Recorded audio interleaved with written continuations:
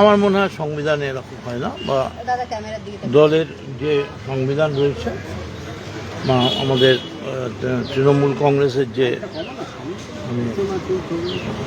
Legal point সংবিধান, তাতে এরকমভাবে কখনো করা যায়। এবং সেখানে দলের মানে পার্মানেন্ট চেয়ারপারসন হিসেবে মমতা বন্দ্যোপাধ্যায়কে রাখা আছে।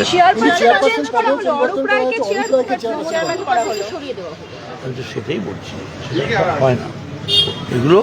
যখন কোনো দলে বিদ্রোহ হয়, কোনো রকম দলের মধ্যে নানা রকম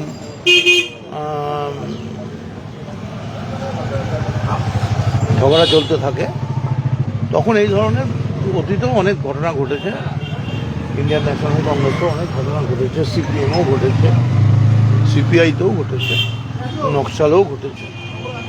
মানে কিছু লোক তারা এরকম করার চেষ্টা করছে, কিন্তু আমার ধারণা যে আলটিমেটলি বাংলার মানুষ যে 2,60,00,000 ভোট দিয়েছে, এটা মমতা বন্দ্যোপাধ্যায়ের মুখটা দেখেই ভোট দিয়েছে। সেটা যে মদনদা, আজকে আমরা দেখলাম যে তৃণমূল কংগ্রেসের যে লোগো, সেই লোগো অল ইন্ডিয়া তৃণমূল কংগ্রেসের ব্যানার, এই দুটোই ব্যবহার করা হলো ঋতব্রত বন্দ্যোপাধ্যায়। হ্যাঁ, দেখলাম নেতাজি সুভাষের ছবি ছাড়া, সেটাও দেখলাম। 21শে জুলাইয়ের ভবিষ্যৎ কি হবে? আমি তো নেতাজি নিয়ে কথা বললাম। আচ্ছা, প্রচুর বৃষ্টি আসছে। মানে আমি কালকে একজন মহিলা অফিসার বলছিলাম, শুনছিলাম, প্রায় 10 মিনিট ধরে একটা টিভিতে বললো, এই চ্যানেলে, কি সাংঘাতিক পশ্চিমবঙ্গে গাঙ্গেয় বর্ষা, নিম্নচাপ, ঊর্ধ্বচাপ। দেখা যাক, তারপর তো 21শে জুলাই আসতে এখনো পুরো 1 মাস বাকি।